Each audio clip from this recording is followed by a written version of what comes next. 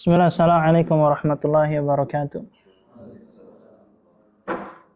Alhamdulillahilladzi yufaqihna fid din wa yurshiduna ila ittiba'i sunanil mursalin wa nusalli wa nusallimu ala Muhammadir Rasulil Amin wa ala alihi at-tahirin wa ashabihil akramin, amma ba'd. Barakallahu fikum para tulabul ilm. Kita melanjutkan kajian rutin kita, pelajaran adab, khususnya dengan adab bersama Syekh, guru, Ustadz. Kita mengambil kemarin kitab Adab Talib ma'a Syekhi, adab talib bersama dengan gurunya, karya siapa? Syekh Aid bin Muqbil, ya, salah satu ulama di Yaman sana. Barakallahu fikum. Kemarin kita sampai pada sababut ta'lif, sebab dari penulisan kitab ini, yaitu kitab adab, tapi adabnya khusus pada adab terhadap guru. Ya, padahal kita tahu kalau kitab-kitab adab itu biasanya adab talakinya bagaimana, adab ma'a nafsi, bersama dengan diri, bersama dengan zumala, teman-teman. Tapi ini khusus dengan adab bersama guru. Ya. Kemarin disampaikan kenapa, sebabnya kita ambil tema ini. Ya. Lalu kita lanjut. Kita ulang sedikit ya. Kemarin yaitu karena penulisannya karena ada beberapa ikhwan yang yang membuat Syekh Al-Imam di Ma'bar sana marah begitu ya. Nah, lalu yang kedua kemarin dibuat kitab ini agar peringatan kepada talibul ilm akan akan besarnya hak para masyayikh, para ahli ilmu. Nah, para guru. Nah, lalu yang ketiga kemarin sebabnya karena beberapa tulab santri itu ada yang mengingkari gurunya, nah, menggibahi, membicarakan gurunya. Nah, sedikit kita selesaikan dari sababut ta'lif. Kata Syekh di sini, kemarin beberapa tulab ada yang membicarakan akan gurunya. Ya, itu kata beliau salah satunya di sini seperti kasus yang kemarin, di kasusnya Syekh Al-Imam. Naam. Atau pada kemungkinan yang lain, wa imma anna hadha talib yara 'inda syaikhi akhta'an, atau beberapa santri ada yang melihat kesalahan pada gurunya. Nah, fayatakallam fi syaikhi wa yashhar bihi, dia membicarakan gurunya. Ya. Wa yadhunnun, mereka mengira anna hadza min babi nasihah, santrinya ngira ini dalam bab nasihat. Ya, padahal ini Padahal ini kurang tepat. Membicarakan gurunya di depan umum, dijelek-jelekan begitu. Nah. Al-masyayikh yusib wa yukhti. Ya, yusibuna wa yukhtiun. Para guru itu, para syekh, para ahli ilmu, ya kadang mereka betul dan kadang mereka keliru. Ya, manusia biasa. Nah. Walakin, tetapi, ya, cara untuk membenarkan kekeliruan, ya, biturukin al-hikmah, dengan cara yang hikmah, ya, yaitu wa minha, dan diantaranya an-nasihah sirran, nasihat secara diam-diam, secara empat mata. Nah, itu ketika itu salah satu adab ketika membenarkan guru. Nah, membenarkan guru. Dan kalau nggak salah waktu pelajaran adab Anda pernah sampaikan, itu pertemuan awal-awal, di antara juga adab mendegur kesalahan guru. Waktu itu Anda sampaikan kisahnya salah seorang ulama Syafi'iyah kalau tidak salah. Ya.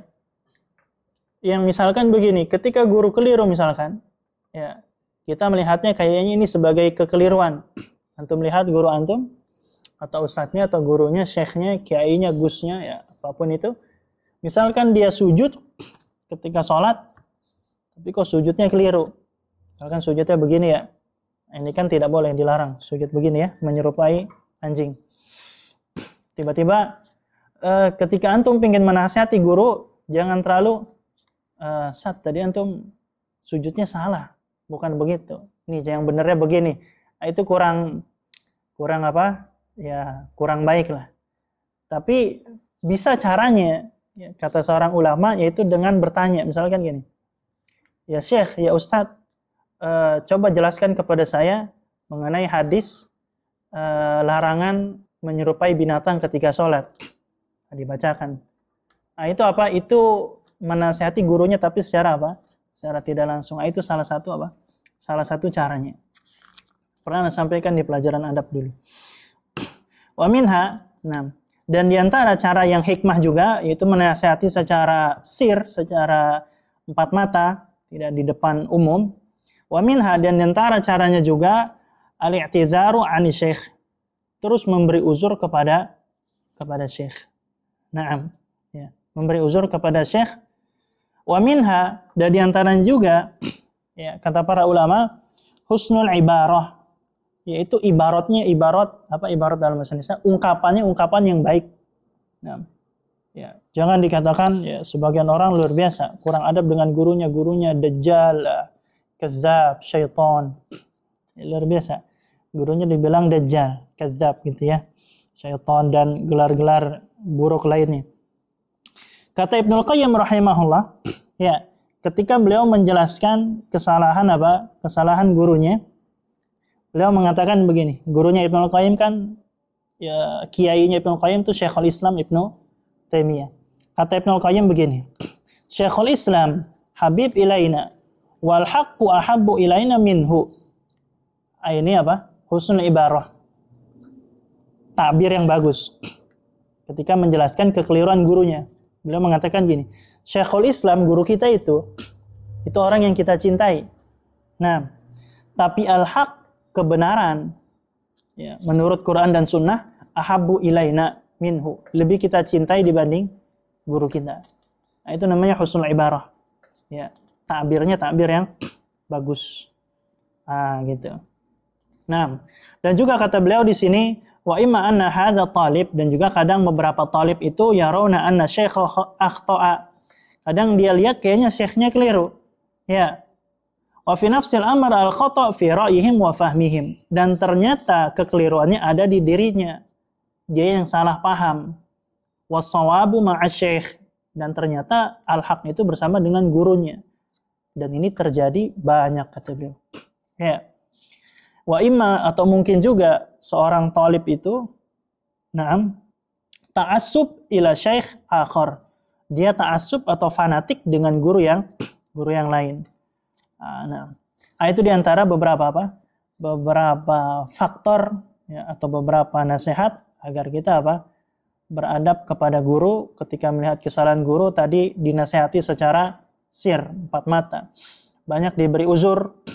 Kita bertanya dulu kepada guru, dan ketika membenarkan juga dengan husnul ibarah, dengan ibarat atau ungkapan yang baik. Ya. Lalu kita masuk kepada bab awal, yaitu mengenai kedudukannya para ahli ilm. Rafa'allahu qadra ahli ilm, yaitu Allah menaikkan derajatnya para ahli ilmu. Di sini disebutkan banyak ayat. Salah satunya surah Mujadalah ayat 11.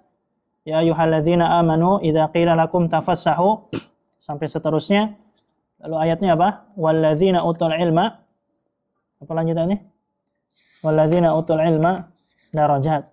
Allah menaikkan derajatnya para orang-orang yang berilmu. Terus juga pada surah yang lain, qul hal yastawil ladzina la ya'lamun wal ladzina qul hal yastawil ladzina ya'lamun wal ladzina la ya'lamun. Apakah sama orang yang tahu dan orang yang tidak tahu? Yang berilmu dan tidak berilmu? Terus apa lagi?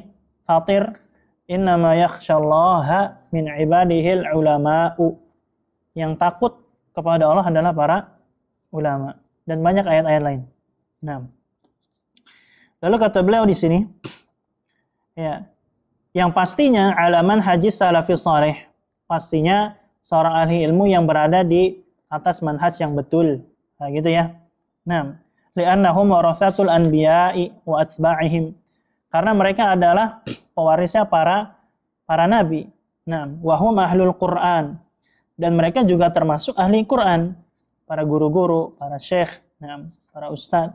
Kemarin kita sampaikan apa? Tidak dibilang orang itu ahli Quran sampai terkumpul padanya di pelajaran tafsir dua hal. Yaitu apa? Alim, amil, mengetahui dan mengamalkan. Alim, amil. Kata Syekh, Abdul Razak. Itu juga kata Syekh An-Nawawi rahimahullah, Al-Imam Nawawi. Naam. Adapun para dai atau para guru yang menyuruh kepada kesyirikan, kebid'ahan, kesesatan, ya, fala nasiba lahum fi hadhihi rif'ah. Maka mereka tidak ditinggikan oleh Allah gitu ya. Nah, bukan seorang yang dimuliakan oleh Allah, malah sebaliknya. Kalau guru-guru yang sesat. Naam. Wa ahlus sunnati, langsung kita lompat. Wa ahlus sunnati wal jamaah yunazziluna masyayikhahum al-manzilah syar'iyyah. Ahlus sunnah itu menempatkan, ya, meletakkan, memposisikan para guru-guru mereka, para syekh mereka di tempat sesuai dengan syariat. Maksudnya tempat sesuai syariat itu apa? La ghulu wa la jafa. Tidak gulu, tidak ekstrim, tidak juga taksir, tidak juga kurang gitu ya. Nah, jadi ada dua firqah. Itu ketika bermuamalah dengan guru. Ada firqah yang pertama orang yang gulu, lalu orang yang kedua itu orang yang kurang beradab. Ya. Yang pertama yaitu orang yang kurang beradab ya. Siapa yang orang kurang beradab? Kal khawarij, seperti orang-orang khawarij. Alladzina yaj'aluna ara'ahum muqaddamah ala ra'il ulama. Yang mereka menjadikan pendapat-pendapat mereka di atas ilmu, ya, di atas pendapatnya para ulama. Ya. Jadi mereka lebih mementingkan logikanya sendiri dibanding pendapatnya para ahli ilmu. Nah, ada yang kedua, kebalikannya. Khilafan li rawafid, kebalikannya yang berbeda itu orang Rafidah, Sufiyah. Ya, alladzina yaghluna fi masyayikhihim, yang gulu kepada masyayikhnya. Ya, ada yang sampai sujud, ya, ada yang sampai memberikan hak rububiyah, ya, dan lain-lain. Nah, mereka mendahulukan kalamahum 'alal kitab was sunnah, yuqaddimuna kalamahum 'alal kitab was sunnah. Mendahulukan kalam guru mereka di atas dalil.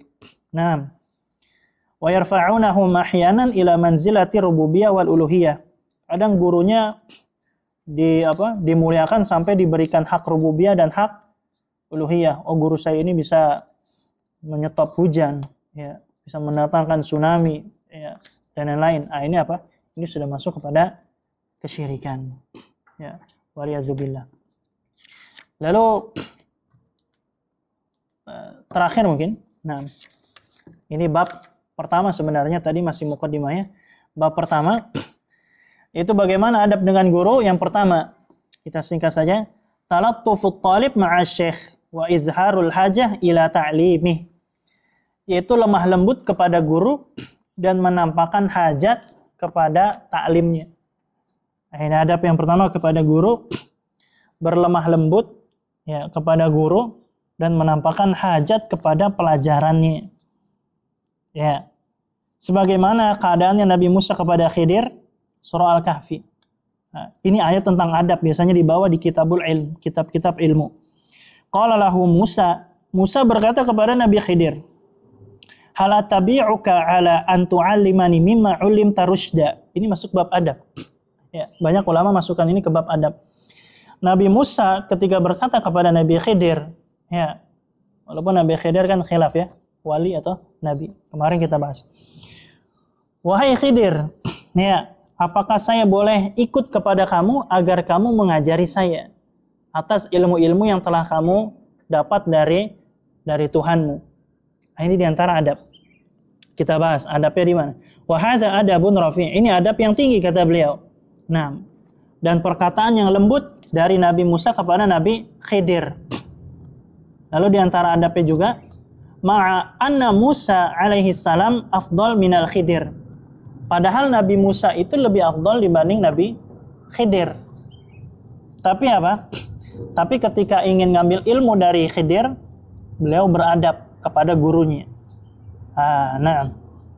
Lalu kita lanjut, berkata Imam Sa'di rahimahullah di faedah ayat tersebut, di antara faedah ayat tersebut at-ta'addub ma'al muallim, beradab kepada pengajar, kepada guru.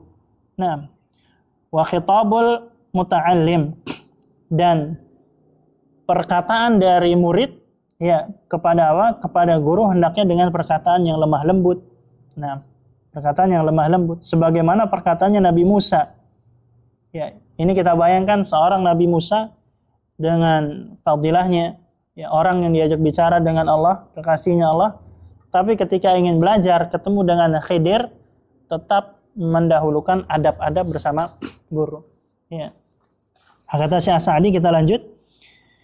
Ketika Nabi Musa berbicara dengan Nabi Khidir, ya, fa akhrajal kalam bi surah al-mulatafah wal musyawarah. Beliau Nabi Musa mengajak Nabi Khidir untuk apa? Berkalimat lembut dan diajak musyawarah. Boleh nggak saya ikut dengan kamu? Saya ini apa? Saya ini ngambil ilmu, saya ini belajar. Ini di antara adab yang baik. Nah, musyawarah dengan gurunya. Maksudnya diizinkan nggak saya ini ngaji dengan kamu gitu ya? Ngaji dengan kamu. Nah, ini juga kata Syekh Sa'di, yaitu menunjukkan menampakkan hajatnya kepada gurunya. Bahwasanya dia butuh untuk belajar. Dia itu butuh untuk mengambil ilmu. Nah, mungkin kita lanjut lagi. Nanti masih agak panjang bab ini ya.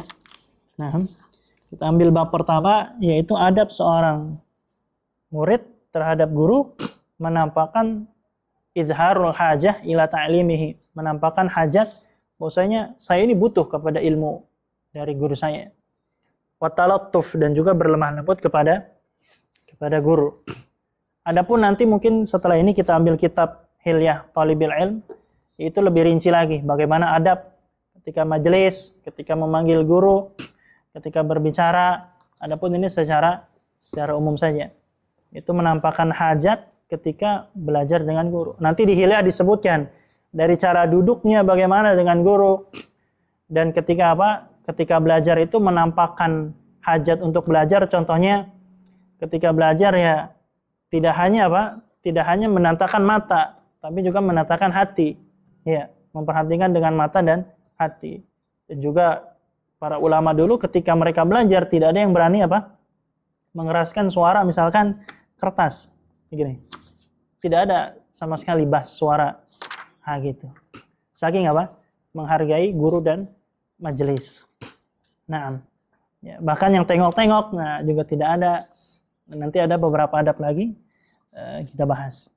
Karena apa? Nasyatul qail ala qadri fahmil mustami'. Semangatnya yang menyampaikan itu tergantung bagaimana pendengarnya. Nah, gitu ya. Nah, mungkin sekian, kita cukupkan dengan doa kafaratul majlis. Subhanakallahumma wa bihamdika asyhadu an la ilaha illa anta astaghfiruka wa atubu ilaik. Wassalamualaikum warahmatullahi wabarakatuh.